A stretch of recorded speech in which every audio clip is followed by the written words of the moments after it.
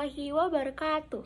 Perkenalkan, nama saya Najwa Kirania Salsabil dengan NIM 2514301081 dari Prodi STR Keperawatan tingkat 1 reguler 2. Tujuan saya membuat video tugas ini adalah untuk memenuhi tugas dari Ibu Nur Hijratiala dengan membahas persoalan tentang sel, otak, dan juga sistem kranial.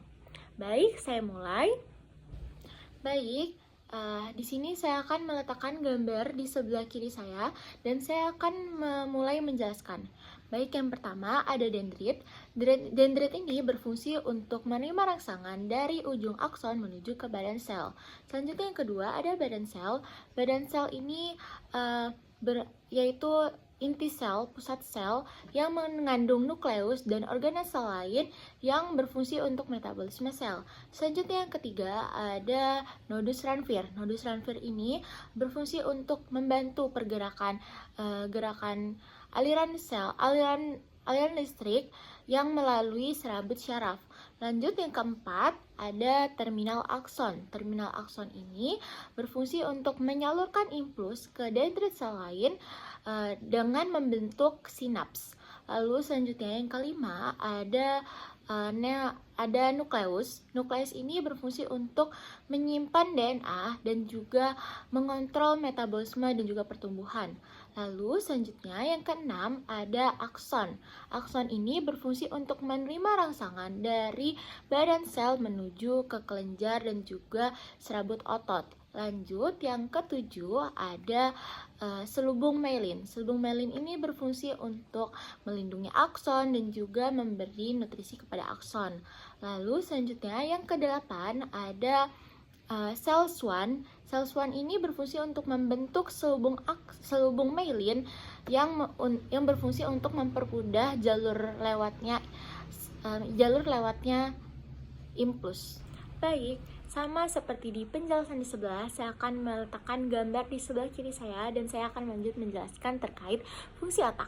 Yang pertama ada lobus frontal. Lobus frontal ini berfungsi untuk mengatur cara berpikir, cara bertindak, dan juga cara menyelesaikan masalah.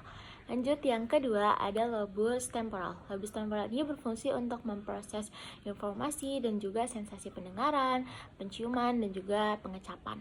Lanjut yang ketiga ada lobus posterior. Lobus posterior ini berfungsi untuk memproses informasi sensorik seperti sensasi rasa, sensasi sentuhan, dan juga suhu. Lanjut yang keempat ada lobus occipital. Lobus occipital ini berfungsi untuk memproses pergerakan penglihatan dari mata untuk disalurkannya informasi tersebut ke dalam otak. Lanjut yang kelima ada otak kecil atau cerebellum. Otak kecil ini berfungsi untuk mengatur pergerakan tubuh serta mengontrol keseimbangan dan juga koordinasi otak bekerja sama. Lanjut yang keenam, yang terakhir ada batang otak. Batang otak ini berfungsi untuk menggabungkan atau menggabungkan otak ke sumsum tulang belakang serta mengontrol terkait detak jantung dan juga tekanan darah. Next, saya akan membahas terkait syaraf kranial. Yang pertama ada syaraf penciuman.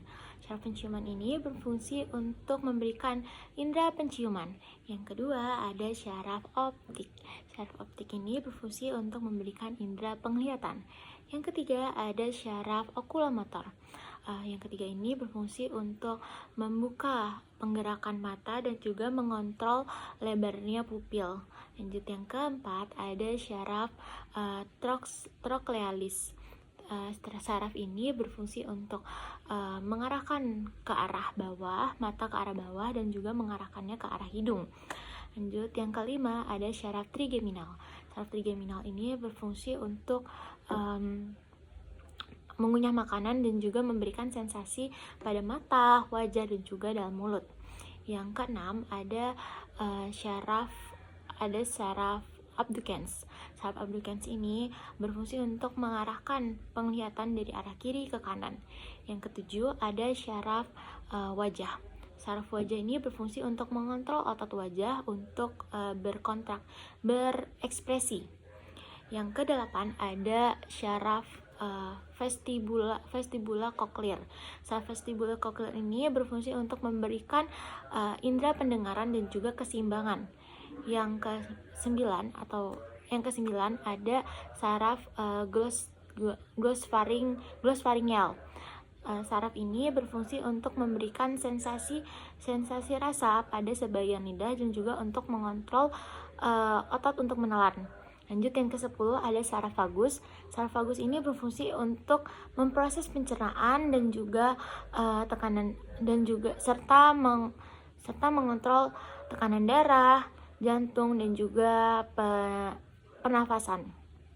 Lanjut yang ke-11 ada syaraf aksesori. Saraf aksesori ini berfungsi untuk memproses pergerakan bahu dan juga leher. Lanjut yang terakhir atau yang ke-12 ada syaraf hipoglossus. Saraf ini berfungsi untuk memproses gerakan lidah pada saat berbicara, makan dan juga menelan. Baik, di penjelasan terakhir ini saya akan menjelaskan terkait syaraf spinal. Di sini ada dua bagian. Yang pertama saya akan menjelaskan di bagian sebelah kiri gambar. Di gambar ini terletak panah-panah. Saya akan menjelaskan yang pertama dulu, panah yang paling atas ada plexus cervix. Yang kedua, yang panah kedua ada plexus brachialis. Yang ketiga ada pembesaran cervix. Yang keempat ada saraf intracoxtal. Yang kelima ada pembesaran pinggang. Yang keenam ada plexus lumbal, dan yang ketujuh ada plexus sakral, dan yang terakhir yang paling bawah ini ada ekor kuda. Lanjut yang sebelah kiri, yang sebelah kanan di sini ada saraf cervix, itu ada dari C1 hingga C8. Lanjut yang kedua ada syaraf toraks dari T1 hingga T12.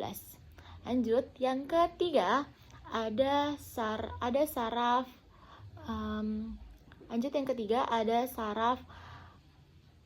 lumbal. Saraf lumbal ini dari L1 hingga L6. Lanjut ya, yang di bawahnya ada saraf sakral. Saraf sakral ini dari S1 hingga S6. Lanjut yang terakhir ada saraf koksigel. Saraf koksigel ini tidak ada, yaitu C0. Baik, saya akhiri video ini. Saya meminta maaf jika saya ada salah ucapan atau salah kata dari video ini. Saya akhiri. Wassalamualaikum warahmatullahi wabarakatuh. Terima kasih. Dadah.